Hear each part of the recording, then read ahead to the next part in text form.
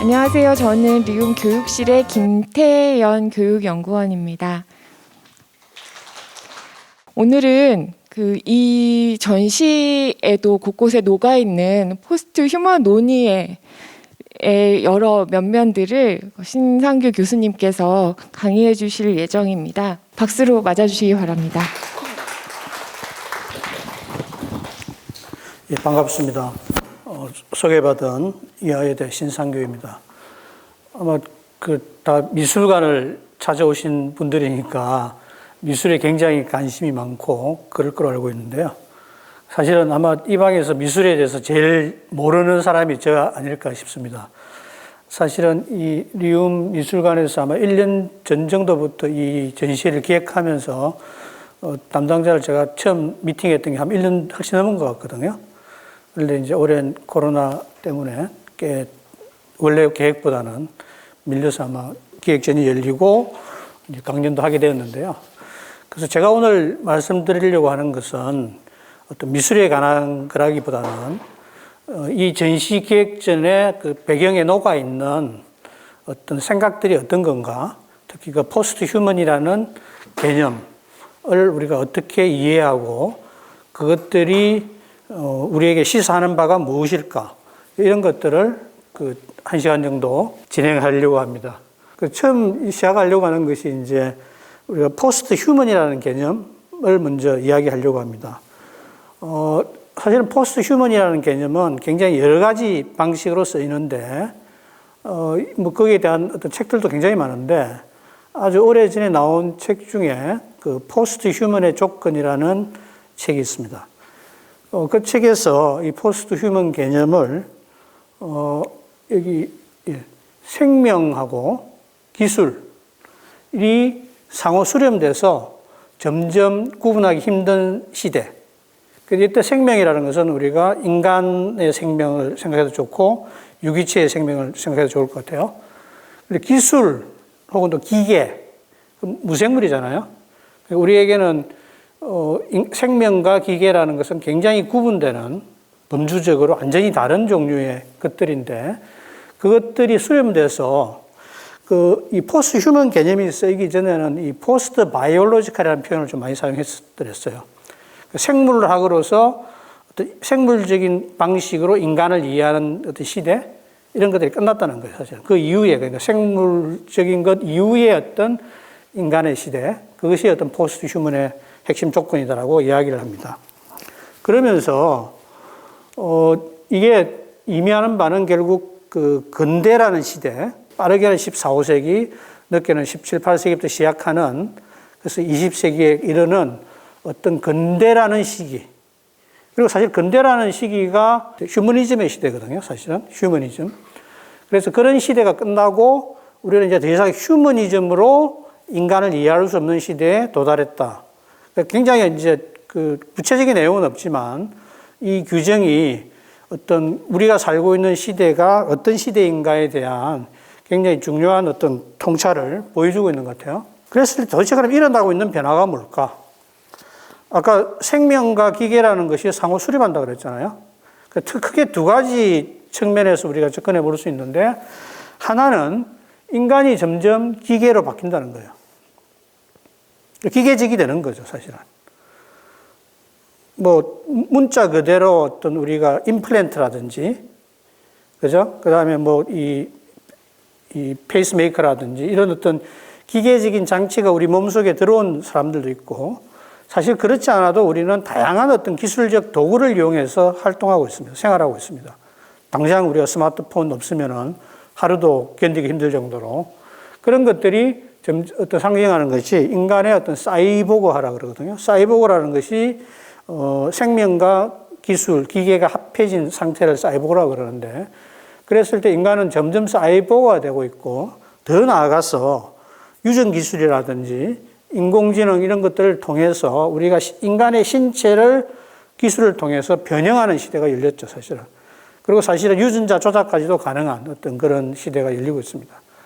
그리고 어떤 일부 미래학자들은 앞으로 한 3, 40년, 40년, 50년 이후가 되면은 인공지능이라든지 뭐 핸드폰 이런 것들이 어떤 형태로든 우리 몸속으로 들어와서 우리의 일부가 될 거라고 예상하거든요.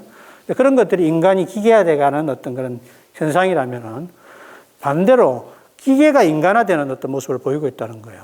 과거 기계라 그러면 그냥 수동적이고 인간이 조작하는 대상에 불과한 거였지 그 스스로가 능동적으로 뭘 할 수 있는 건 아니었거든요. 그런데 인공지능이 등장하고 최근에 여러 가지 다양한 정보기술이 발전함에 따라서 전통적으로 인간이만 할 수 있었던 일들을 이제 기계가 하게 되고 인간적인 특징이라고 했던 것들. 그것들이 언어라든지 추론이라든지 뭐 여러 가지가 있는데 지금 여기 지도가 한스 모라벡이라는 어떤 미래학자가 그려놓은 지도인데요. 이게 지금 그 호수에 물이 잠겼다가 점점 올라오고 있는 그림입니다. 그랬을 때 이 물에 잠겨 있는 부분들은 이미 기계가 인간을 능가한 영역을 나타내요. 우리 최근에 그 바둑이 있었죠. 그죠? 그 제프디라는 퀴즈쇼라든지 체스 이런 것들이고. 그 다음에 이게 파란 어떤 그 녹색 부분에 있는 것들이 투자라든지 자율자동차, 번역, 이런 것들이 지금 현재 물이 올라오고 있으니까 잠겨가고 있는 이제 중간 정도에 있는 단계고요. 가장 위에 있는 것들이 이제 산 위에 있는 것들이 이제 아마도 가장 늦게 기계가 할 수 있는 일이 될 건데, 그게 대표적인 것들이 여기 이제 아트가 있고, 영화, 뭐, 저술, 과학, 뭐 이런 것들이 있습니다. 그러면 사실은 이 밑에 있는 이 지금 잠겨 있는 것들도 사실은 전통적으로는 인간만이 할 수 있는 거였잖아요. 동물도 할 수 없는 건데. 그랬을 때 이런 어떤 현상들이 함축하는 것은 인간하고 비인간, 생명하고 기계, 또 그와 연관해서 우리가 가장 중요한 구분이 마음과 물질, 우리의 정신과 신체의 구분, 자연적인 것과 인공적인 것의 구분, 이런 것들이 서로 다 독립적으로 별개에 떨어져 있는 것으로 생각을 했는데 그런 것들이 그 경계가 흐려지면서 과연 이런 구분들이 클리어 커트하게 적용되는 거냐. 나를 인간에 대해서 물어봤을 때 나는 생명이지만 기계적인 요소는 없는가. 그리고 나는 인간이라고 부르지만 소위 우리가 전통적으로 생각하는 인간의 어떤 그 특성에 속하지 않는 성질들을 내가 가지고 있지 않은가. 가령 요즘 그 첨단 어떤 생물학이라든지 의학이 알려진 바에 따르면 우리 몸에 가장 중요한 것들이 마이크로바이옴이라는 아주 자그마한 미생물들이거든요. 여러분 장안의 그 마이크로바이옴이 우리의 어떤 생명 활동에 굉장히 중요한 역할을 하는데 그래서 요즘 우리가 그 프로바이오틱스 뭐 요구르트 마시고 그러잖아요. 그런데 만일에 그런 그 과거에 20세기 초반에 그런 그 미생물들을 완전히 이 일종의 소독을 해서 없애려고 하는 어떤 러시아 과학자들의 시도가 있었거든요.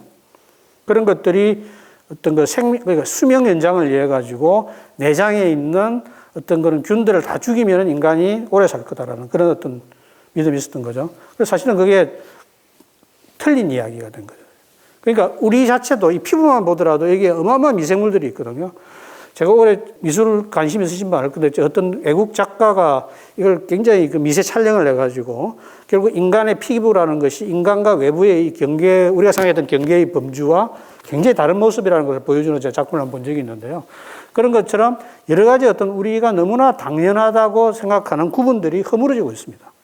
철학에서는 이걸 어떤 그 플로리드라는 철학자는 4차 혁명이라고 불렀습니다. 4차 산업혁명보다 훨씬 전에 나온 개념이에요, 사실은. 4차 혁명이 의미하는 바는 산업의 혁명이 아니라 인간학의 혁명이에요. 이 프로이트가 인간이 어떤 존재인가에 대한 우리의 인식이라는 것이 크게 어떤 세 번의 중대한 변화를 거쳤다고 이야기합니다.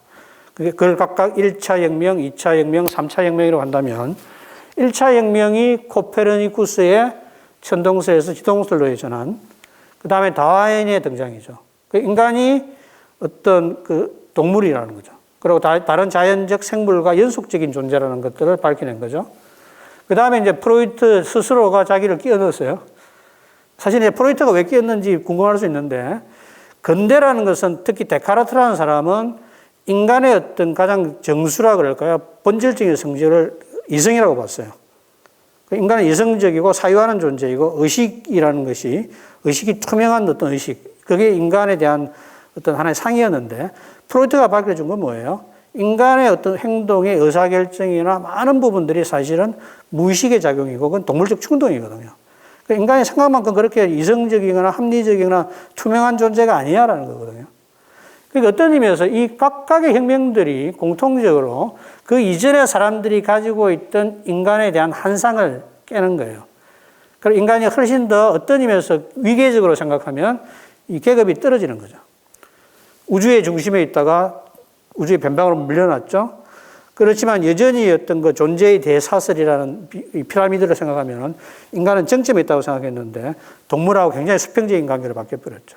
그런데 이제 최근 우리가 여기서는 이제 디지털 정보 기술이라고 이야기를 하고 있지만 그것도 여러 가지 어떤 인공지능 기술을 포함해서 어떤 새로운 과학 기술, 여기는 우리가 생명과학 기술도 포함할 수 있을 것 같아요. 그런 것들을 통해서 인간이 어떤 존재인가에 대한 자기 인식을 포함해서 그 다음에 인간과 우리가 다른 사람과 맺는 관계의 방식, 자연과 상호작용하는 방식, 이 모든 것들이 근본적으로 달라져야 하는 어떤 시대에 우리가 접어들었다. 그래서 그걸 이 플로리다라는 철학자는 4차 혁명의 시대가 도래했다고 이야기합니다. 이때 철학적 관점에서 보면 가장 중요한 것은 우리가 쓰는 여러 가지 언어 있잖아요. 언어. 그 다음에 그 언어에 입각한 우리의 어떤 상식적인 행위라든지 거기에 대한 판단, 규범적 판단들이 있는데 우리가 쓰는 언어들이 굉장히 중립적이고 아무런 가치가 없는, 가치를 적시하지 않은 개념처럼 보이지만 사실은 인간이라는 개념부터 시작을 해서 이게 굉장히 가치 적재적인 개념이라는 거예요. 규범적 개념이라는 거예요. 가령 전통적으로 남성, 여성, 쉽게 얘기하면 이런 거 하면 될 거예요. 옳다라 그러잖아요. 옳다. 옳다 그르다 쓸 때 영어에 보면은 옳다라는 표현이 여러 가지 표현이 있지만 그 중에 한 가지가 right라는 표현이에요. 오른쪽. 그런 것들이 옳다. 이 영어에서 애매한 표현이지만 그런 식으로 여러 가지 어떤 의미들이 과거에는 남성과 여성 했을 때 지금은 우리가 굉장히 동등하게 생각하지만 상실은 굉장히 위계적인 개념이었거든요. 특히 고대나 뭐 거의 뭐 루소, 뭐 로크 이런 17세기, 8세기까지만 하더라도 여성은 굉장히 어떤 이성적이지 않은 감정에 휘둘리는 어떤 그 열등한 존재라는 그 개념들이 여성이라는 그 표현 속에 들어있단 말이에요. 마찬가지로 지금 이제 그런 많은 것들이 우리가 극복되었지만 여전히 우리가 쓰는 어떤 용어들에는 그런 여러 가지 어떤 인간을 중심으로 판단하는 다양한 어떤 이 휴머니즘, 근대의 휴머니즘의 어떤 그 잔재들이랄까요? 흔적들이 너무 많이 남아있다는 거예요. 그랬을 때 그런 것들이 사실은 이제 아까 말했던 것처럼 그런 범주적 구분들이 허물어졌기 때문에 더 이상 이것들도 유효하지 않은 어떤 개념들이라는 거예요. 그런데 우리가 일순간에 언어를 다 바꿀 수는 없잖아요. 그렇다면 결국 우리가 어떤 그 언어를 어떻게 규정하고 어떻게 다시 재정의할 것인가가 굉장히 중요한 문제가 되고 그런 정의에 따라서 사실은 정치나 경제나 모든 인간의 어떤 사회를 구성하는 제도들이 거기에 맞춰서 바뀌어야 되는 거예요. 앞으로 뭐 아주 먼 미래 이야기는 하지만 대표적으로 가령 몇 년 전에 유럽 EU에서 가령 로봇에 대해서 법률적인 그 퍼스누드, 인격적 지위를 부여하자라는 제안이 있었거든요. 물론 그건 드래프트에 있고 통과되거나 본회의에 올라가지는 않았는데요. 과연 그런 것들이 우리 갑자기 생각해보면 무슨 기계인데 그거한테 무슨 인격권을 줘? 라는 발상이 그런 의문이 들잖아요. 이 마이크가 있어가지고. 그런 것들이 이미 우리의 그 언어 속에 언어, 기계 이런 구분들이 작동하기 때문이에요. 그랬을 때 과연 어떤 지금 현재 우리가 작동하는 어떤 그런 상식적 판단들이라는 것들이 여전히 유효하고 타당한 것인가? 라는 질문을 이 4차 혁명이 떠오르고 있습니다. 지금까지 좀 추상적인 이야기였다면은 제가 오늘날 우리가 4차 혁명의 시대 혹은 포스트 휴먼의 시대라고 하는 것이 어떤 의미일까라고 생각할 때 저는 이 드라마가 떠올라요. 혹시 보신 분 계시나요? 엠마 톰슨인가요? 되게 유명한 우리가 친숙한 나이 드신 분들 잘 아는 배우도 나오고요. 영어로는 Years and Years인데요. 이게 2019년부터 2034년이라는 근미래. 이때 이 드라마가 2018년인가 19년에 만들어졌을 거예요. 아직 일어나지 않은 미래를 굉장히 암울하게 그리고 있어요. 여기에 이제 등장하는 주인공이 이 딸인데요. 한 가족의 이야기인데요. 보면 알겠지만, 잘 안 들어가네요. 이제 이게 그 일종의 형이고, 동생인데 동성애잖아요. 이 A는 또 난민이에요. 그 다음에 이 언니는 그 핵이라든 이런 어떤 사회 운동을 하는 분이고, 또 이 여동생은 장애를 갖고 있는, 그러니까 실제로 이 배우 자체가 그 장애 있는 휠체어를 타는 그 배우예요. 그 다음에 이제 아이들은 또, 이 와이프는 또 흑인이에요. 그러니까 애들도 이제 혼혈이죠. 그러니까 굉장히 어떤 복잡한 구성이에요. 그러면서 사실은 이 속에 여러 가지 특히 이제 대중적인 어떤 포퓰리스트 대표적인 정치인으로 이 에마 톰슨이 등장을 해서 영국이라는 사회가 얼마나 망가지는가 정치의 어떤 그 상실로 인해서 그런 것들을 굉장히 실감나게 그리고 있고 동성애, 난민, 장애, 인종, 핵 여기서는 트럼프가 계속 대통령이 돼요. 재선을 해가지고 중국하고 저 남방의 베트남 앞에 있는 그 영유권을 두고 핵폭탄을 쏘는 어떤 일까지 벌어지거든요. 그러니까 기후변화 문제 포함해서 그 다음에 이제 또 이제 이게 그런 어떤 여러 가지 사회적 문제 때문에 은행들이 파산을 함으로써 이 가족들이 그냥 거지가 돼버려요. 그런 어떤 빈부격차, 온갖 문제들을 다 하고 있고, 특히 이제 이 영화에는 이 할머니가 있는데, 예, 어머니죠. 어머니 집에서 보면 그렇고, 항상 모든 집에 인공지능 스피커가 있어가지고 모든 걸 전화기로 좀 다 물어보는 그런 식의 AI 비서가 있고, 특히 흥미롭게 봤던 것은 이 여주인공인데요. 손으로 이렇게 하고 있잖아요. 이 손에 지금 이 핸드폰을 삽입한 거예요. 그 트랜스 휴먼이 되려고 해요. 그래서 이 아이가 컴퓨터에서 계속 트랜스 휴먼을 검색을 하는 거예요. 그리고 그 부모들이든지 사회적으로 다른 사람을 만나려 그러지 않고 이 디지털 필터라는 어떤 이쁜 동물 인형을 이렇게 얼굴로 가려요. 아빠, 엄마한테 얼굴을 안 보여주고 굉장히 그 소심한 친구예요. 그래서 부모가 걱정이 돼서 검색을, 예, 이제 그 웹 브라우징한 그 검색 기록을 봤더니 트랜스라는 글이 이렇게 많이 뜨는 거예요. 그래서 부모는 얘가 트랜스젠더가 되려고 한다라고 오해를 하고 아이를 다독이면서 우리 엄마 아빠가 굉장히 깨어있는 사람이야. 그 트랜스젠더 정도는 우리가 그 포용할 수 있으라고 하는데 얘는 웬 트랜스젠더가 되는 거죠. 나는 트랜스 휴먼이 되고 싶어. 나는 이 육체가 너무 싫어. 나는 나를 디지타이즈 정보로 바뀌어서 나는 컴퓨터로 업로딩하고 싶어. 이런 친구예요. 그런 여러 가지 이야기들이 이 영화 속에 녹아 있는데 정리를 해보면 오늘날 우리가 갖고 있는 이 공경이거든요. 과학기술의 포스트 휴먼이나 4차 혁명이나 이런 것들이 탈휴머니즘에 말해지는 시대가 우리가 어떤 시대일까? 보면은 지금 가장 중요한 게 사실 기후변화의 문제죠, 사실은. 그 다음에 사실은 이제 우리의 생활이라는 것이 그 어느 때보다도 기술을 통해서 매개되고 있어요.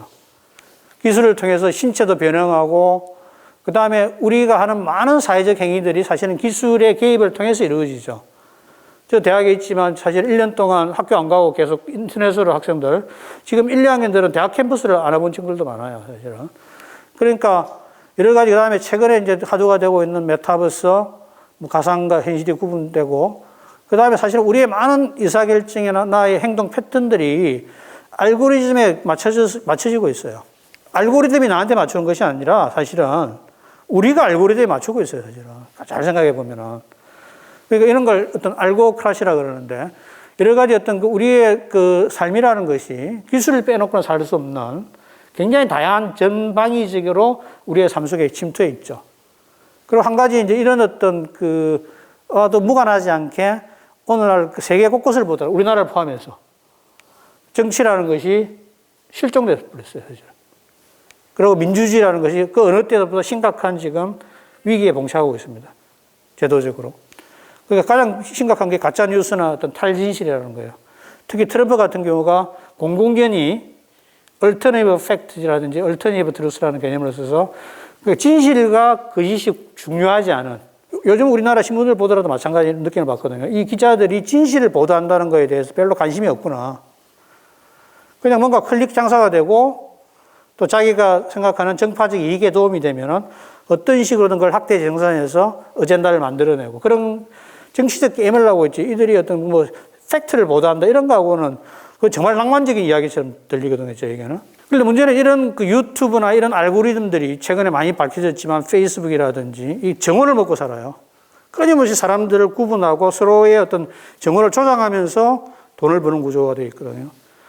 그러다 보니까 그 어느 때보다도 우리가 훨씬 더 개명되고 진보된 시대에 살고 있음에도 불구하고 인종이나 성이나 종교나 민족이나 국가에 따른 여러 가지 어떤 정오나 차별 이런 것들이 득세를 부리고 있고 또 그것들을 뒷받침하는 정치 세력들이 전 세계적으로 지금 부상하고 있습니다. 우리도 외에는 아니죠. 그 이면에는 또 여러 가지 어떤 국가 간의 불평등도 있지만 그 어느 시대 때보다도 그 빈부의 격차가 벌어져 있는 시대. 그리고 앞으로 인공지능이라든지 이런 디지털 기술들이라는 것들이 확대되면 될수록 사실은 이런 불평등은 더 강화되고 견고화되지 이것들이 저는 해소해 줄 거라 생각하지 않거든요. 지배의 문제이기 때문에. 이런 것들이 사실은 포스트 휴먼 시대라는 것이 마치 기술로 포장돼서 굉장히 낙관적인 미래처럼 보이지만 사실은 기술로 인해서 우리가 그 어느 시대 때 갖지 않았던 다양한 문제들이 중층적으로 얽혀 있는 그런 복잡한 시대. 그러면서도 이 징후가 뭐냐면 그 답이 잘 안 보이는 시대예요. 그게 뭘 해야지? 라는 그런 어려움에 처해 있는 시대입니다. 그랬을 때 일단 포스트 휴먼이라는 이제 개념을 통해서 한번 이 내용들을 한번 살펴보려고 합니다. 이 책은 그 최근에 이제 뒤에 번역판이 며칠 전에 나왔는데요. 이 형상이 뭘까? 왜 이런 그 뒤에 책 표지 멋이잖아요. 이게 연결을 나타내는 것 같아요. 저는. 입체적인 각각의 인간이라든지 생물이나 지구라든 것들이 이렇게 어떤 그 연결되어 있는 어떤 그런 망의 존재라는 것들을 상징하는 게 아닐까. 이 포스트라는 말은 영어 표현에서 크게 두 가지 의미가 있거든요. 하나는 어떤 시간적으로 어떤 그 다음에 오는 이런 말이죠. 그렇지만 그보다 또 더 중요한 것은 넘어선다는 의미예요. 초월한다는 의미예요. 혹은 무엇으로부터 벗어난다는 의미예요. 그랬을 때 이 포스트 휴먼이라는 말에는 사실 이 두 가지 의미가 다 포함되어 있어요. 다 포함되어 있는데 이제 그것들을 어떻게 이해하고 어떤 식으로 어떤 그 전유한다 그러죠. 그 양식에 따라서 크게 두 가지 입장이 있는데요. 하나는 인간이 어떤 기술을 통해서 점점 인간 자체가 어떤 기계적인 존재, 그 지금의 어떤 생물학적인 인간하고는 다른 어떤 미래적인 어떤 기술공학적 존재로 변해갈 거라고 전망하는 사람들이 많거든요. 그런 사람들이 말하는 포스트 휴먼의 개념이 있어요. 이게 어떤 의미에서 가장 아마 대중적으로는 널리 읽히는 포스트 휴먼의 개념이에요. 포스트 휴먼 그러면은 뭔가 미래 시대에 막 우리 어떤 기계로 막 무장한 인공지능과 결합한 인간. 그런 입장들을 주로 대변하는 입장이 트랜스 휴머니즘의 입장이고요. 반대로 이 탈이라든지 초월에 조금 더 방점을 줘가지고 어떤 우리가 근대가 휴머니즘이라고 그랬잖아요. 그럼 휴머니즘이 뭐예요? 휴먼에다가 이전 붙인 거잖아요. 말 문자 그대로 하면 인간주의예요. 그랬을 때 그 인간이라는, 근대의 인간이라는 개념이 아까도 말했지만 결코 중립적이거나 뉴트럴한 개념이 아니거든요. 그래서 어떤 그 시대적인 배경, 어떤 시대적인 규정이거든요. 그랬을 때 근대적인 의미의 인간을 넘어서는 어떤 인간상을 지향하는 또 다른 형태의 어떤 인간상을 지향하는 어떤 개념, 탈근대적 인간을 의미하는 것이 포스트휴먼입니다. 그런 의미에서 이제 그 주로 이런 이야기를 하는 것들이 비판적 포스트휴머니즘의 책인데요. 이 책을 제가 왜 소개했냐면 최근에 나뿐만 아니라 이 포스트휴먼과 관련된 여러 가지 어떤 이념적 지형들을 굉장히 종합적으로 잘 수술하고 있는 책이어서 제가 소개를 드렸습니다. 먼저 어떤 그 트랜스휴머니즘부터 볼게요. 그 인간 향상이란 말 들어보셨는지 모르겠는데 영어로 enhancement예요. 뭔가 더 낫게 만든다는 거죠. 이분은 미술에 좀 관심이 많으면 스텔락이라는 지금 호주에 거주하고 있는 원래는 그 사이프러스 분인데요. 이 팔에 기 이식해가지고 인공지능 스피커 달아가지고 그런 분이고 지금 이거는 이제 그 제3의 팔 해가지고 팔 달고 다양한 어떤 그 행예술을 하고 계신 분이죠. 이건 제가 몇 년 전에 그 이대에 초청을 해서 이대에 공연하는 그 장면인데요. 이들이 갖고 있는 것은 자연의 진화 과정이 만들어 놓은 인간이라는 존재가 굉장히 결함이 많은 존재잖아요. 사실 우리가 완전한 존재가 아니잖아요. 그랬을 때 어떤 인간의 결함을 과학기술을 통해서 바꾸자, 개선하자라는 거라고 할 수 있습니다. 아까 사이보그라는 용어를 제가 소개해드렸는데 사실 이 용어를 만든 사람들이 1960년대에 만플레이드 클라인스와 네이튼 클라인이라는 사람들인데 이 용어 시작을 할 때 미소가 우주 개발 전쟁을 할 때 우주인을 보내잖아요. 그때 가장 중요한 문제가 우주의 어떤 지구하고는 다른 환경이니까 적응해야 되잖아요. 그런데 그러니까 어떤 의미에서 인간을 개조해가지고 어떤 외계 그 우주 공간에서도 지구에서처럼 자유롭게 활동할 수 있는 방식으로 인간을 개조해서 보내자는 이런 아이디어가 사이보그의 아이디어였어요. 그래서 이런 입장을 트랜스휴머니즘이라고 그러는데 이건 과학기술을 통해서 노화를 제거하고 죽음을 극복하고 인간의 지성이나 육체, 심리 이런 것들을 어떤 그 근본적으로 강화하거나 향상하자. 그리고 그것들이 굉장히 바람직한 일이야. 라는 입장이에요. 이런 인식이에요. 생명이라는 것이 오랫동안 우리에게 많은 기쁨을 주고 했지만 굉장히 설계적으로 보면 결함이 많은 불량품이라는 거예요. 우리가 온갖 이 생체 기관이 있는데 이게 결함이 있고 병에 걸리잖아요. 암도 걸리고, 그죠? 알츠하이머도 걸리고. 노화. 이들은 대표적으로 많은 사람들이 전부는 아니지만 노화에 따른 죽음을 질병으로 생각해요. 자연스러운 과정이 아니라 노화 자체가 질병이라는 거예요. 우리가 그걸 자연스럽게 받아들일 이유가 없다는 거예요. 지금까지 우리가 죽음을 극복할 방법이 없었기 때문에 마치 자연스러운 과정이라고 우리가 합리화를 시켰던 거지 죽음은 결코 자연스러운 과정이 아니다는 거예요. 그러면서 제품 생산 라인에 문제가 있으니까 자이언한테 편지를 보내는 거예요. 일부러 이게 이렇게 너가 짰냐. 이제 우리가 도저히 이제 소비자 입장에서 이런 설계 결함이나 제품의 결함을 더 이상 용인하기 힘들다. 네가 안 고쳐주면 우리가 고쳐 쓸게. 이제 그런 아이디어예요. 이건 나타샤 비트모어라는 분인데요. 남편은 그 맥스 모어라는 사람인데 이 사람들이 이제 대중적인 의미의 그 트랜스휴머니즘 운동에 앞장서는 사람들인데 이 모어라는 자기들이 만든 거예요. 가족 이름으로 맥스 모어, 나타샤 빈 모어, 더 많이 이런 말이에요. 그러면서 일종의 미래의 인간이라는 것들에 대한 기본적인 어떤 설계랄까 아이디어를 하나의 그림으로 나타내는 거예요. 여기 자세히 보시면 이제 심장이다, 모든 피부 같은 것들도 다 이게 기술을 가지고 그 바꾸고 뭐 이런 것들이에요. 혹시 인터넷 검색해 보시면은 여기 쉽게 찾을 수 있는 그림이니까요. 자세한 것들을 보시면 될 것 같아요. 그래서 이 트랜스휴머니즘 말하는 포스트휴먼이라는 것은 더 오래 살고 더 빠르고 더 강하고 더 똑똑한 인간을 가리키는 말이에요. 제가 몇 년 전에 이 트랜스휴머니즘에 관한 책을 썼는데 간단히 소개해 드렸고요. 이 보스트롬이라는 사람이 그래서 일단 이런 의미의 포스트휴먼을 이렇게 정의를 해요. 건강하게 살 수 있는 건강 수명이나 인간의 어떤 IQ라든지 지능, 감정 이런 어떤 기본적인 어떤 측면들 중에서 최소 이 중에 하나 이상에서 현재 인간이 생물학적으로 도달할 수 있는 한계라는 게 있을 거잖아요. 가령 인간의 수명 같은 경우에 아무리 오래 살아도 120살 이상은 못 살거든요.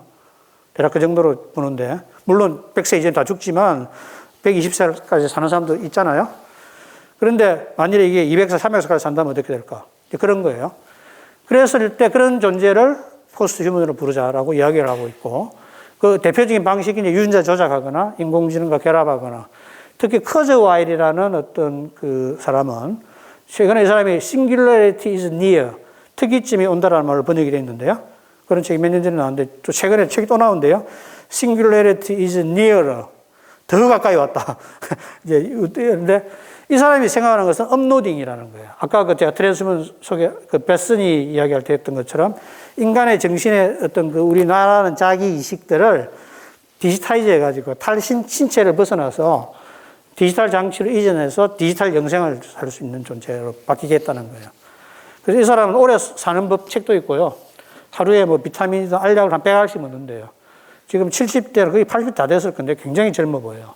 자, 이런 어떤 이 트랜스휴머니즘에서 말하는 어떤 그 포스트 휴먼의 서사들에 관계된 영화들의 목록들입니다. 네버 렛 미 고는 굉장히 슬픈 영화인데요. 이건 복제 인간을 만들어서 어떤 원래 오리지널 사람의 어떤 장기라든지 병에 문제가 생기면 복제 인간의 그 내장, 장기를 뜯어와서 이게 붙이는 어떤 그런 식으로 사육되는 클론들의 이야기를 그리고 있고요.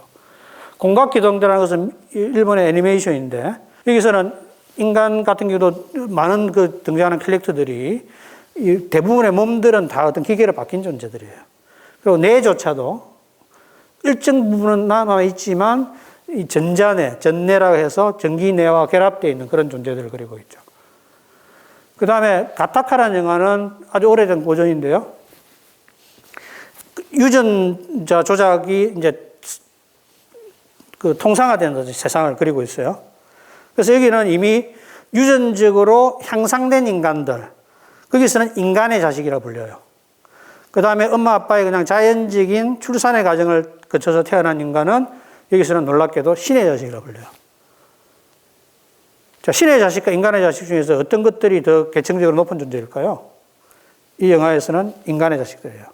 신의 자식들은 이제 청소라든지 우리가 흔히 말하는 3D 업종에 종사하고 있고, 모든 것들이 어떤 유전적인 어떤 그 침미안에 땀 한 방울만 있어도 그 사람의 유전 정보가 다 나오는 시대이기 때문에 유전적으로 열등한 존재들은 좋은 직업을 가질 기회, 교육 기회도 박탈되고 그런 어떤 끔찍한 사회를 그리고 있습니다. 리미트리스라는 영화는 그 약간 이제 제일 B급 영화인데요. 여기서는 알약이 개발했는데 이 알약을 먹으면 IQ가 한 300, 400이 돼버려요. 그래서 이 주인공이 미국 대통령도 되고 등등의 좀 황당한 이야기를 그리고 있습니다. 그러니까 뭔가 과학기술을 통해서 인간이 강화되거나 변형된 어떤 변형서사에 관한 이야기들이죠. 그런데 이런 생각들이 얼마나 좋은 생각일까? 제가 아까 이런 시대에 이게 얼마나 설득력 있는 생각일까라는 질문을 던져보고 싶은 거예요.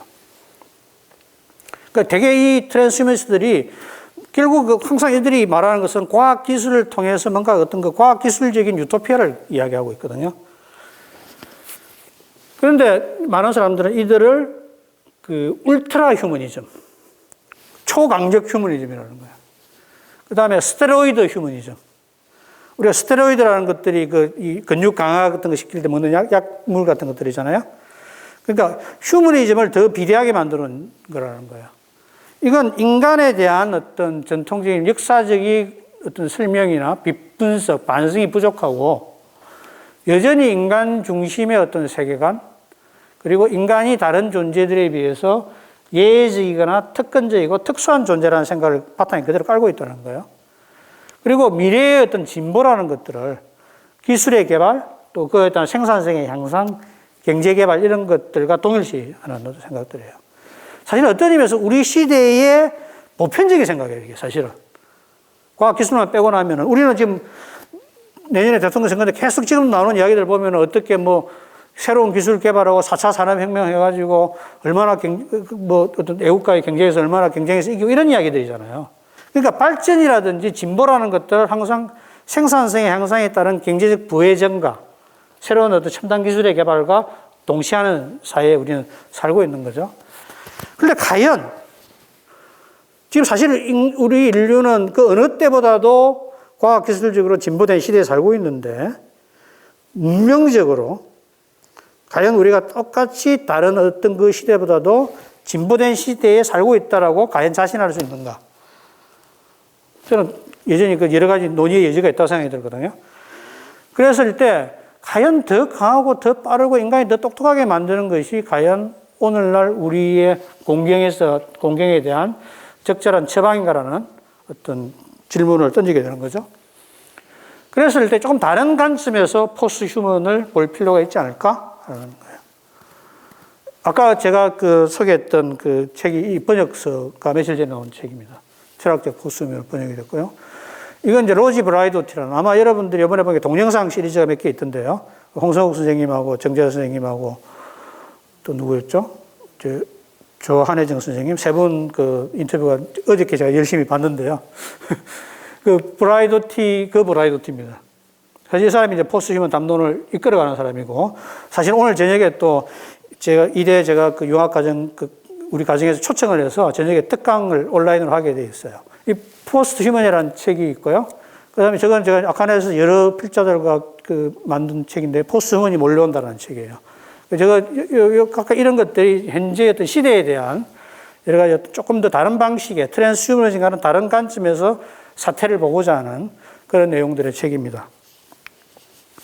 그래서 브라이도티는 이 포스트 휴먼의 조건이라는 것이 기계의 수렴이고 등등 그런 것들이 동의한다 하더라도 사실 이게 진공 속에서 일어나는 것이 아니라 굉장히 고도화된 자본주의라는 경제적 조건, 우리가 살고 있는 신자유주의 시대에 고도화된 자본주의적 경제적 조건에서, 그런 물적 조건에서 우리가 근대적인 의미의 휴머니즘과 인간 중심주의의 벗어남, 탈휴머니즘, 그러니까 포스트 휴머니즘과 포스트 앤스로포센트리즘을 어떻게 수렴하는 걸까? 이게 포스트 휴머니즘의 조건이라고 진단하고, 우리는 산업적으로나 4차 혁명이라는 여러 가지 어떤 장밋빛 미래를 전망하는, 꼭 장밋 미래만은 아니죠.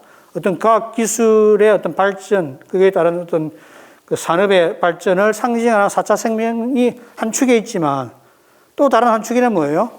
6번째 대멸종의 시대를 살고 있다는 거예요. 그죠? 기술 기후변화에 따른. 이게 극과 극이잖아요, 사실. 하나는 또 번영을 상징하는 것 같고, 저거 멸종을 상징하는 거니까. 문제는 우리가 어디로도 갈 수 있다는 거예요. 우리의 선택에 따라서.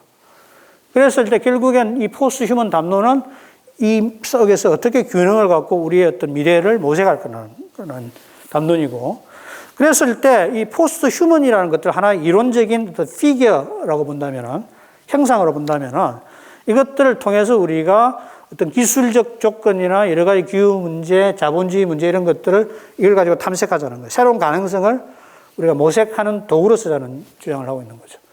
그러면서 현재의 어떤 중요한 포스트 휴먼이랄까 담론 혹은 포스트 휴머니즘의 어떤 그 목적은 어떤 현실의 위기를 돌파하면서 우리로 하여금 가능한 지속 가능한 미래를 상상할 수 있게 만들어줘야 된다는 거예요. 그러나 지금 트랜스 휴머니즘 같은 그런 방식으로 결코 미래는 지속 가능해 보이지 않는다는 거예요. 그랬을 때 미래를 상상할 뿐만 아니라 이건 대단히 어떤 정치적이고 윤리적인 의미의 어떤 실천적 담론으로서 우리가 어떻게 살아야 되는가, 어떻게 행동해야 되는가, 어떻게 다른 존재와 만나야 되는가에 대한 하나의 어떤 그 윤리적 어떤 운동, 정치적 운동으로 이걸 규정합니다. 그래서 여기서 우리는 단순히 기술 발전에만 초점을 맞출 것이 아니라 그 속에서 일어나는 다양한 힘들의 동력학이 있을 거잖아요. 그게 새로운 어떤 차별이라든지 억압, 불의, 뭐 탕탕 이런 것들에 대해서 정밀하게 우리가 봐야 된다. 이런 주장을 하고 있는 거죠. 이건 이제 그 브라이도티의 원책, 아까 앞에 거는 그 번역서의 표지인데요. 이거 잘 보시면은 이게 비트루스 그 휴먼이라는 그 모습의 이미지를 약간의 에이잔처럼 보이는 여성의 신체로 이게 바꿔놓은 거예요. 그러니까 어떤 의미에서 서구의 어떤 뒤에 제가 보여드리겠지만 그런 비트루스 휴먼에 대립되는 어떤 새로운 인간에 대한 그 전통적인 우리 인간의 어떤 그 번명, 전형이라 할까요? 그 깨기를 상징적으로 보여주고 있는 거죠. 그러면서 이 포스트 휴머니즘은 사실은 이제 아까 말하는 근대적인 이분법, 다양한 이분법을 해체하고 그 다음에 특히 무엇보다도 인간을 중심에 놓는 사고로부터 벗어나야 된다는 이야기예요. 그래서 아까 인간 개념이라는 것이 중립적인 개념이 아니라 굉장히 정치적이고 윤리적인 개념인데 그랬을 때 그 속에 포함되어 있는 위계, 차별, 억압, 배제를 극복해야 된다. 그랬을 때 특히 서양의 어떤 근대 휴머니즘을 할 때 이 휴머니즘은 인간을 항상 인간 아닌 것 혹은 비인간과 대립되는 존재로 그리고 항상 인간이 위에 있고 어떤 비인간은 인간의 어떤 그 지배를 받아야 되는 어떤 그런 존재로 그려지고 있거든요. 자연만 하더라도 이게 어떤 개발의 대상이고 착취의 대상이잖아요. 공존의 대상이라기보다는 근대적 그 세계관에 따르면. 그랬을 때 어떤 이들을 어떤 간단하게 이야기를 하면은 특히 세 가지 요소로 그 구성되어 있어요. 포스트 휴머니즘, 포스트 앤스로포센트리즘, 포스트 듀얼리즘이라는 방식으로. 그래서 탈휴머니즘은 아까 이제 비트루스 인간의 표준적인 어떤 비례를 갖고 상승하는 거잖아요. 그러니까 우리는 저것들이 어떤 의미에서 아름다운 거고 지금 인간의 원형, 아이디어라는 그 생각을 내면화했다는 거예요. 그래서 사실은 인간이라는 건 제가 대표가 아니잖아요. 저만 해도 똥짤막하고 배도 나오고 뭐 동양이네, 그죠? 저런 인간하고는 굉장히 거리가 먼 인간이잖아요. 그랬을 때 사실 인간이라는 것은 굉장히 역사적 개념이고 굉장히 서로 다르다는 거예요. 하나의 어떤 추상화된 일반적 기표로 표현하기에는 인간은 너무나 다양하고 그 성별, 나이, 인종, 맥락, 종교 등등에 따라서 구체적인 맥락을 통해 규정되어야 되고 그 차이들을 통해서 규정되어야 되는데 이걸 일반화하는 것 그리고 그 일반화된 모습을 규범하는 것 자체가 하나의 정치적 혹은 윤리적 폭력이라는 거예요. 특히 근대에서 말하는 휴먼 했을 때 인간은 호모 사피엔스의 모든 구성을 가리키는 개념이 아니라 사실은 서양 사람을 나타내는 개념이었고 남성이었고 중산층 이상이고 또 최근 이성애자고 그죠? 이런 사람들이 인간의 표준적 인간이에요. 그럼 이게 어떻게 대비돼요? 그러면 성별, 여성은 뭐예요? 인간이 아니에요, 사실은. 인간이라 하더라도 열등한 인간이에요. 인종, 흑인, 동양인, 지역, 에이지안. 이 유럽과 같은, 이게 굉장히 유럽 중심주의적인 생각들이거든요. 그런 것들이 사실은 물론 휴머니즘이라는 것이 근대 휴머니즘이라는 것이 인간의 어떤 정치적 자유라든지 개개인의 평등에 대한 생각에 굉장히 어떤 인류 역사의 진보한 측면이 기여한 측면이 있지만 또 다른 한편으로 이런 그늘도 있다는 거예요. 그래서 이 그늘들을 걷어내야 된다는 것, 이것이 중요한 어떤 그 포스트 휴먼의 담론의 맥락이에요. 그러니까 포스트 휴먼은 그런 어떤 이런 성별이나 인종 지역에 대한 것들이 다름으로 인정되는 거지 차별적이지 않은. 아마 전시회를 보시면 다양한 것들 사진전 같은 거 제가 봤는데 보니까 굉장히 여러 모습들의 사람들이 있잖아요. 그죠? 그 있는 그대로 우리가 받아들이고 다름을 수용하는 훈련, 이런 것들이 사실은 포스트 휴먼이 지향해야 되는 중요한 것들입니다. 이런 이야기들은 사실은 포스트 휴머니즘이랄까 이게 고유한 것들은 아니고요. 그 이전에 이미 포스트 모더니즘이나 탈식민주의, 뭐 페미니즘, 인종 연구, 장애학 연구, 계물 연구 또 다양한 이런 이론, 이 비판적 접근들이 기존의 어떤 인간이라는 개념에 담겨 있는 위계나 배제, 억압들을 폭로하는 것들을 했고, 이 포스트 휴먼 담론이 이걸 개성해야 된다는 이야기죠. 그 다음에 이제 사실은 이건 좀 새로운 어떤 문제제기라고 할 수 있는데, 비교적. 우리가 일종의 다른 동물이나 자연이나 다른 존재들과 인간을 했을 때 우리는 종족주의에 빠져 있다는 거예요. 종족 중심주의라는 거예요. 그래서 우리는 종 간의 어떤 위계를 설정하고 인간이 그들을 어떤 마음대로 하나의 자원으로서 노동력으로서 우리가 착취하고 부려도 되는 것들, 일종의 노예나 그냥 가축이거나 그런 이상의 인간예주의를 비판하는 것들이 포스트휴먼 담론의 가장 중심입니다. 그랬을 때 인간이라는 것들이 전통적으로 근대에서는 자율적인 주체로 생각되거든요. 자율적 개인이라는 건데. 자율적이라는 건 다른 존재로부터 독립해서 스스로가 독자적으로 뭔가를 결정하는 존재예요. 그런 것들이 우리도 물론 개인의 자율성 하지만 실제로 인간은 그렇게 자율적인 존재가 아니라는 거예요. 굉장히 우리는 내 하나의 삶을 건설하기 위해서 수많은 사람들의 노동이나 도움을 의존하는 존재잖아요. 특히 현대사회일수록. 도시에 사는 사람일수록 특히 그렇거든요. 차라리 자연인 되면 혼자서 작업자족 가능하죠. 물론 그 자연과 협력해야 되겠지만. 그리고 도시 생활을 하는 우리는 자연뿐만 아니라 다른 인간의 어떤 그 고된 노동을 담보하지 않고는 현실적인 생활 자체가 불가능한 존재들이에요. 결코 우리는 어떤 관계망으로 생각해야 된다는 거예요. 관계망에 속해 있는 하나의 관계 체계의 일부일 뿐이지 우리는 결코 우리가 어떤 우주의 중심에 있고 우리가 마음대로 호령할 수 있는 그런 존재가 아니야. 그리고 제가 좋아하는 표현인데 인간은 지구에 묶여 있는 존재라는 거예요. 환경, 기술 이런 복잡한 상호 생태적인 어떤 기술 생태적인 공간 속에 이 마디들, 로드라 그러죠. 그 접점으로서 인간은 존재하는 거고 결국 그 전체의 어떤 변화에 따라서 우리가 영향을 받을 수 없는 존재라는 거예요. 특히 요즘 이 우주선 개발하려고 하는 그 앨런 머스크 같은 사람들이 대표적인 트랜스휴머니스트들이거든요. 그러니까 이제 이런 입장에서는 왜 우주선 왜 보내려고 그러냐는 거예요. 지구 하나 망친 것도 모자라가지고 우주 전체를 망치려고 인간이 나간다는 거예요.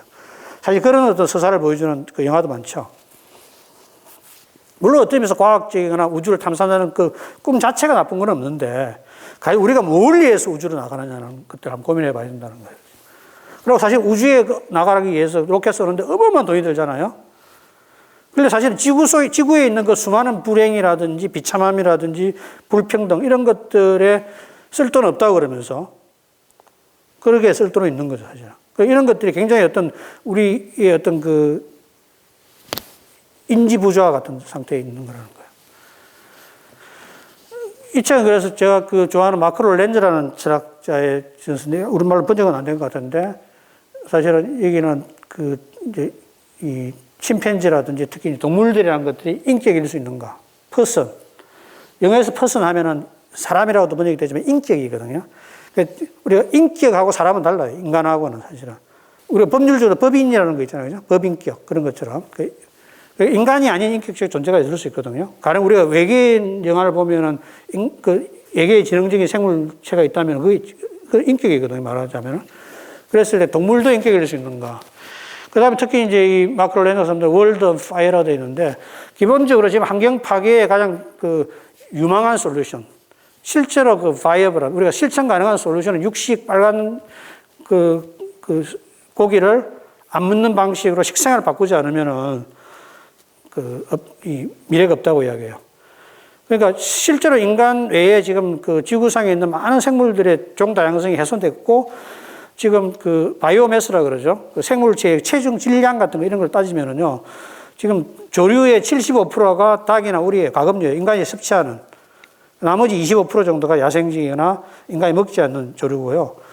그 네 발로 기는 어떤 포유류 같은 경우에는 90%가 인간이 먹는 그 인간과 그러니까 인간이 전부는 아니니까 소, 닭, 닭은 조류고 돼지, 양 이런 것들이거든요.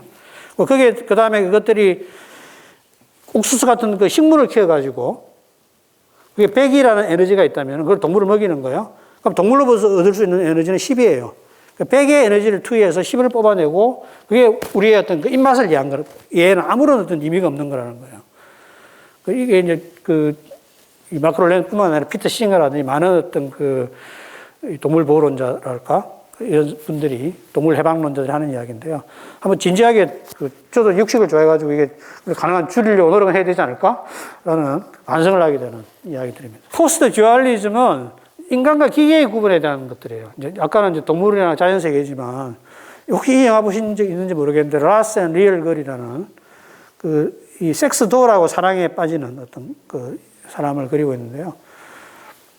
그랬을 때 다양한 어떤 우리가 물질이라는 것, 기계라는 것들에 대해서도 근본적인 인식을 새로 해야 되는 문제들이 발생하고, 저건 말하자면 인간과 어떤 사랑할 수 있는 대상이 될 수 있는가라는 질문을 던지는 거잖아요. 그 영화를 한번 보시면 굉장히 감동적인 영화예요. 그러니까 물론 우리는 대개는 어떤 사람과 사람이 만나는 게 자연스럽지만, 그다음에 저는 부자연스럽잖아요. 도대체 그 자연스럽다는 게 뭘까? 를 질문을 던지자는 거예요. 그 자연스럽다는 것이 좋은 거고, 위계적으로 좋은, 바람직한 거고, 부자연스러운 건 나쁜 건가? 가령 우리가 동성애라든지 요새 퀴어라는 어떤 그런 문제들에 대해서 부자연스럽다는 방식을 얼마나 억압했어요. 그죠? 그래서 저는 개인적으로 그거는 개인의 어떤 문제이기 때문에 사회가 개입할 문제는 아니라 생각하는데, 개인적으로는. 그런 어떤 이식들을 담을 수 있는 거죠. 그러면서 어떤 책들을 보면 인간은 한 번도 포스트 휴먼이 아니었던 적이 없다는 거예요. 한 번도 근대적인 의미의 인간으로 존재했던 적은 없다는 거예요. 사실. 언제나 우리는 어떤 하나의 연결적인 망의 일부로 존재했고, 항상 우리 스스로가 인간다움이라는 것들이 순수한 마치 인간성이라는 게 있는 것처럼 생각하는데, 한 번도 그랬던 적이 없다는 거예요. 우리 언어 쓰잖아요. 언어가 기술인가요? 기술 아닌가요? 기술이잖아요. 자연적으로, 정말 자연적으로 사는 게 어떤 상태인가 한번 상상해 보세요. 빨가벗고, 옷 입고, 신발 신고, 이게 다 문명이죠. 기술이잖아요. 그러니까 어떤 의미에서 구석기 시대, 신석기 시대를 거치면서 이게 석기를 사용하고, 불을 사용하면서부터 이후에 우리가 소위 문명이라고 부를 수 있는 어떤 시대 이후에 인간이 자연적인 존재로, 인간적인 요소로만 살았던 존재가 한 번도 없다는 거예요. 그래서 인간은 굉장히 혼종적인 거고, 어떤 의미에서. 아까 생물학적으로도 이미 혼종적이라는 것들이 얼마나 밝혀지고 있고, 기술적으로도. 기술과의 결합이라는 것들. 기술이라는 것이 하나의 정체성의 일부라는 것. 그랬을 때 여기 인간이 된다는 것은 사실은 새로운 신체 바깥의 기술을 채택하고, 마이크로 생태계의 어떤 근본적인 변화, 확장, 이런 것들을 포함하는 거고, 이런 식의 인간을 넘어서는 다른 어떤 그런 혼종적 확장이 없었다면은 지금 우리의 삶이라는 것들이 가능하지 않았을 거라는 거예요. 그리고 우리가 인간적이라고 예술 같은 거 있잖아요. 가장 예술, 음악이나 미술 같은 예술 것들이 인간 정신의 정수라고 생각하잖아요. 인공적인 거잖아요. 기술이에요, 또 말하자면. 그죠? 그랬을 때 자연적인 것과 인공적인 것의 어떤 그런 묘한 대립에서 오는 우리의 규범적 판단 이런 것들을 재점검해야 되는 문제가 있는 거죠. 그랬을 때 이 포스트 휴먼 사람들은 지금까지 우리가 익숙해 있던 서사를 바꾸는 하나의 장치로서 이 포스트 휴먼의 이미지를 가져오야 하는 거예요. 대표적인 분이 도나 헤러라는 미국의 과학기술학자인데요. 사이보그 선언문이라는 책이 있는데 이게 사이보그예요. 우리가 흔히 상상하는 사이보그하고 굉장히 다른 모습이죠. 약간 인디안이나 항인종에 가까운 여성의 모습을 하고 있고, 뒤에는 동물로 되어 있는 어떤 그런 어떤 건데, 이런 게 보면 이게 무슨 기계적인 그런 결합이에요. 단순한 생물체는 아니에요, 저게. 그죠? 이런 혼종적, 이 사람이 생각하는 키보드를 치고, 이게 이 사람 이분이 생각하는 사이보그의 모습이에요. 그러니까 우리가 흔히 일상적으로 익숙한 사이보그의 모습과 굉장히 다르죠. 이제 이분은 이런 것들이 바로 우리가 가지고 있는 일상적 언어가 가지고 있는 개념의 억압으로부터 벗어날 수 있는 해방의 가능성을 보여준다고 생각하고 그걸 전유하고 적극적으로 활용하자라는 어떤 이야기를 하고 있는 거죠. 그래서 포스트 휴머의 담론이라는 것은 어떤 의미에서 아까 말한 것처럼 인간 사이에 있어서의 어떤 차별과 억압, 불의 이런 것들을 탈피할 뿐만 아니라 동물이나 기계, 자연 환경과 우리가 어떻게 조화롭게 공생할 건가라는 것을 모색하는 거라는 거예요. 이건 철학자 늑대라는 책인데 아까 제가 소개해드렸던 마크 롤랜드라는 그 철학자가 실제로 늑대하고 몇 년 살면서 그걸 일기 형태의 글을 써서 책으로 낸 거예요. 아마 유튜브 검색하시면 늑대하고 살고 있는 사람 많아요. 우리나라도 있어요. 그 동물이라는 존재가 살아본 사람들은 그 인격적 존재라는 걸 부정할 수가 없다는 거예요. 이 사람의 말에 따르면.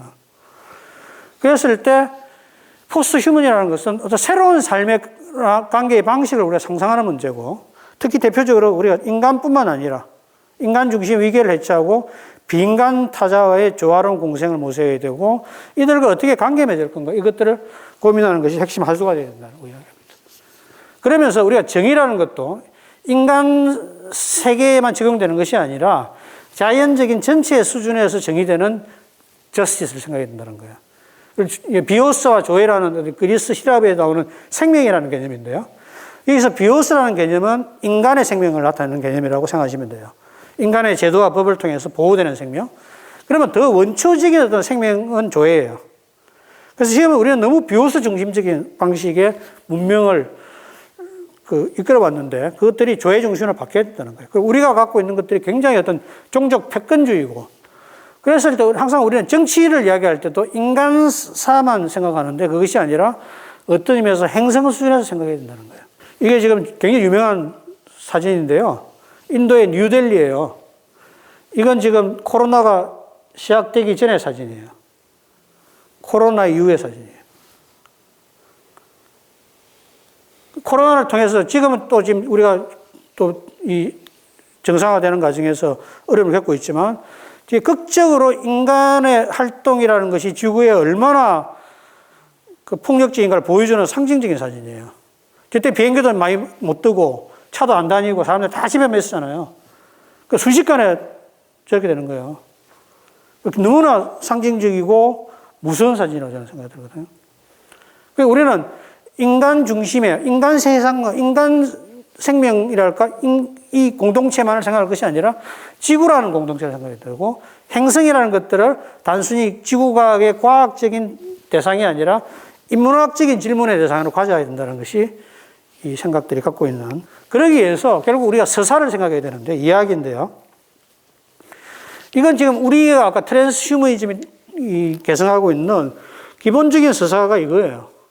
우리는 개인을 강조하고 개인의 자율성, 자유를 강조하고 경쟁에 따른 효율, 능력주의, 시장 이런 것들이 촘촘히 묶여서 하나의 이야기를 구조를 만들어내죠. 그리고 우리가 어떤 현상이 일어났을 때 이 개념들을 이용을 해서 그 현상을 이해하고 거기에 맞춰서 판단해요. 그래서 정치적 결정을 내리죠. 너무 익숙하죠, 이건 사실은. 그래서 아마 여러분들이 제가 아까 이 발전이나 진보를 기술 개발이나 경제의 덩이를 한다는 게 당연한 거 아니라 생각하시는 분도 계셨을 거예요. 이런 어떤 개념들이 그 서사를 형성하고 있는 거예요. 그런데 이건 저는 뭔가 굉장히 비어있는 그래서 인간 삶에 뭐의 가치가 있는가? 나는 지금과 같은 어떤 인류의 삶의 모습을 갖고 있다면 앞으로 인류가 뭐 이 우주상에 계속 존재 안 해도 관계없지 않나 이런 생각도 좀 들거든요. 극단적이긴 하지만. 그래서 새로운 어떤 삶의 방식. 지금 우리에게 익숙한 것이 아니라 정말 다른 방식의 삶의 방식을 상상해야 되는데 그렇다고 우리가 지금 과거로 무조건 돌아갈 수가 없어요. 기술적 조건이나 모든 조건이 달라졌기 때문에. 물론 과거로부터 우리가 어떤 교훈을 가져올 수는 있겠죠. 그랬을 때 오늘날 우리가 갖고 있는 다양한 어떤 인공지능이든 여러 가지 기술적 조건 속에서 우리가 모색해야 되는 새로운 삶의 모습은 뭘까? 이게 어떤 포스트휴먼을 가지고 어떤 의미에서 가장 중요한 방식은 저는 기존의 지배의 서사에 도전하는 새로운 서사를 만들어야 되고 그러기 위해서는 새로운 언어가 필요해요. 혹은 기존의 언어도 새롭게 재규정함으로써 그 한골 탈퇴를 시켜야 되는 거죠. 그러지 않고 계속 이런 어떤 개념들망에 우리가 포획되어 있을 경우에는 새로운 상상력이 나올 수가 없죠. 그죠? 당연히 우리의 어떤 도덕 경험 이런 것들도 과거의 속박으로부터 묶여 있는 거예요. 그래서 뭔가 좀 새로운 어떤 가능성을 상상하기 위해서는 새로운 사유 방식, 새로운 언유, 새로운 언어 이런 것들이 굉장히 중요해야 되는 거죠. 이건 최근에 제가 재밌게 본 어떤 포스트휴먼 스사에 관련돼 보이는 트랜스휴먼 스사하고는 조금 다른 이야기들이에요. 이야기 결이. 일단 웨스트월드나 휴먼스나 디트로이트 같은 경우는 그 인공지능 로봇들이 등장해서 이제 인간에 저항하거나 이거는 이제 사회적인 수준에서 막 이 플레이스테이션 게임인데요. 그 사이보그 뭐 이런 것들에 대한 어떤 지지를 하는 연대도 나오고 막 굉장히 정치적인 관점에서 그 수사를 다루고 있어요. 그 다음에 이거는 그 넷플릭스에 있는 스위투스라는 건데 이건 굉장히 동화처럼 보이는데 대부분이 다 종족들에 따라서 반인반수적인 그런 존재들이에요. 그 다음에 흔은 누구나 잘 알고 있죠. 이건 목소리하고도 우리가 사랑에 빠질 수 있다는 거잖아요. 그 다음에 최근에 그 애플 TV 플러스 나올 때 이 핀치라는 이야기는 별 게 없는데요. 톰 행커스가 마지막 남아가지고 이제 지구가 거의 망했는데 이 과학자예요. 로봇을 만들었는데 결국에는 이 개 한 마리하고 같이 살고 있다가 로봇을 만들어서 결말에 행커스는 죽어요. 그래서 얘가 샌프란시스코 그 검문교로 가려고 그랬는데 결국 이 로봇이 개를 데리고 그 여정을 마치고 이 로봇이 개를 계속 케어하는 거예요. 그러니까 뭔가 여러 가지 생각거리를 던져주는 것들이에요. 이 드라마들은. 그냥 재미도 있지만 기존에 우리의 어떤 그 인간적 언어 문법, 인간적 역사 서사 문법에 어긋나고 좀 벗어나 있기 때문에 뭔가 새로운 가능성들을 가지고 그래서 어떤 사람도 이런 거 보면은 뭐 앞으로 이런 인공지능은 불가능해 그렇게 하는 것은 저는 포인트를 놓치는 거라 생각하거든요. 이건 하나의 은유예요. 사실은 여기 웨스트월드라는 그 인공지능이 인간에 대해서 놀이개로 이용되는 그런 드라마거든요. 그걸 로봇을 볼 것이 아니라 다른 인간으로 대체하면 어때요? 하나의 상징들이거든요. 이 영화라는, 특히 SF 영화라는 것들이 다 상징으로 봐야 된다고 저는 생각하거든요. 그래서 그 존재들을 리틀리 그 로봇으로 볼 것이 아니라 또 다른 타자, 인종화되거나 난민, 이런 식으로 바꿔놓으면은 전혀 다르게 이야기를 키거든요. 그래서 이런 어떤 뭔가 새로운 어떤, 그러니까 대놓고 너무 진지하게 이야기하면 잘 안 들어와요. 그러니까 이게 굉장히 낯선 구조 속에서 이런 이야기를 풀어가면 우리는 받아들여요, 이야기를. 이런 이야기를 익숙해지고 그것들을 그 해체하고 새로운 거 이해할 때 우리가 뭔가 새로운 어떤 관계의 가능성에 대한 상상력이 확보되는 거죠. 그래서 앞으로 점점 어떤 이런 이 기술을, 새로운 기술을 통해서 우리에게 낯선 현상들이 계속 출몰할 거예요.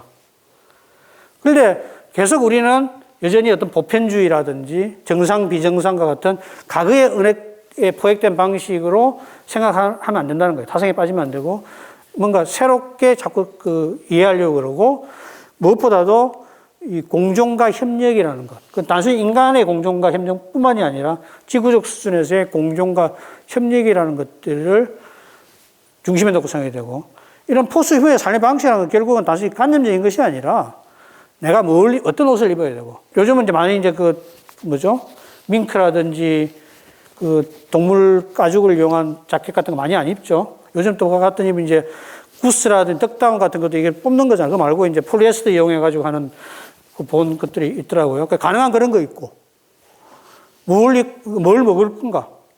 빨간 고기 좀 덜 먹고, 그죠? 어디에 살 건가? 아파트 맨날 이거 지어가지고 이런 데 그런 데 살지 말고, 좀 더 친환경적이거나 재활용 가능하고 어떤 자연적인 어떤 그런 환경에 살고, 비행기 좀 덜 타고, 비행기가 제일 지금 탄소 배출 중대한 문제라고 그러잖아요. 특히 영국 같은 경우에는 국내선이 굉장히 많은데, 그것 때문에 지금 편수를 조정해야 된다는데, 우리는 그래서 KTX가 잘 돼서 국내선을 좀 덜 하죠. 외국 가려면 우리는 성가 같은 나라에서 비행기를 안 탈 수는 없는데, 불필요한 어떤 소비, 이런 걸 줄이고 하는 것 같은, 정말 일상의 구체적인 습관을 바꾸지 않고는 해결되지 않는 어떤 공경 속에 인류가 있다는 이야기죠. 그래서 철학에서는 이 플로리다는 철학이라는 것들이 개념 디자인이라고 그래요. 이 말은 쉽게 말하면 새로운 어떤 개념 체계의 고안, 상상의 가능성들을 담보하는 것이 철학의 역할인데, 저는 철학은 그 역할에 사실은 그렇게 썩 잘 어울리진 않아요. 철학은 항상 해석이고 사후적인 정당의 역할을 하는 과정이기 때문에 그러니까 헤겔이 그런 이야기를 했거든요. 미네르바의 올빼미는 서강에 나른다. 그 말은 뭐냐, 모든 일 다 지나가고 그 다음에 철학 뒤에 와가지고 정리해 주는 거예요. 물론 저는 지금 포스트 휴먼 철학 이런 것들이 좀 더 선도적인 역할을 해야 된다지만 가장 이런 어떤 포스트 휴먼적인 새로운 사유의 가능성에 가장 전위적인 역할은 어디에서 해야 돼요? 예술이에요, 사실은. 그리고 사실은 지금 그 백남준 그 디지털 아트뿐만 아니라 여러 가지 어떤 그 예술적 실험들이 있잖아요. 특히 20세기 들어서 개념 미술이 등장하면서 사실 미술이라는 것들이 이제 전통적인 의미에 관한 아름다움에 관한 것이 아니잖아요. 사실은 우리의 사유방식과 다른 사물을 바라보는 방식에 관한 끊임없는 새로운 이야기들을 해주는 것이 저는 미술이라고 생각하거든요. 그렇다면 이런 어떤 철학적이나 우리의 개념적 보편화라든지 범주화에 저항하고 이미 고정되어 있는 어떤 위계적 개념들의 균열을 내는 역할이 예술의 역할이에요, 사실. 굉장히 우리가 너무나 친숙한 거여서 너무나 당연하게 받아들이는 것들을 당연하지 않다고 보여줘야 되는 거죠. 그런 것들이 무슨 그 욕조 변기인가요? 드샹인가요? 되게 낯설잖아요. 너무나 친숙한 일상들을 낯설게 봄으로써 새로운 가능성을 보여주는 거. 저는 그래서 사실은 그 변기 자체가 중요한 게 아니잖아요. 그래서 그 행위 속에 담겨 있는 그 은유나 상징이 중요하다고 생각하는데, 그래서 일단 어떤 다양한 서사, 새로운 은유와 같은 가감한 실험은 결국 그 예술의 몫이라는 생각이 들고, 특히 이번 전시에서 그런 어떤 계기들을 많이 볼 수 있는 것 같아요. 그리고 이거는 사실 완결적인 작업이 될 수 없어요. 끊임없이 계속되는 작업이거든요. 그러니까 이게 뭔가 하나가 또 정상화되면 다시 또 그 정상적인 하나의 권위를 획득하게 되면서 지배구조를 작동하게 돼 있어요. 그럼 다시 또 균열을 내는 어떤 그런 과정이 무한히 반복되는, 항상 열려있는 가설로서의 어떤 포스트 휴먼에 대한 탐색. 이게 어떤 포스트 휴머니즘의 어떤 그 이론적인 내용이고 그 지향입니다. 조금 넘었지만 그래도 그 이야기를 한 것 같습니다. 감사합니다.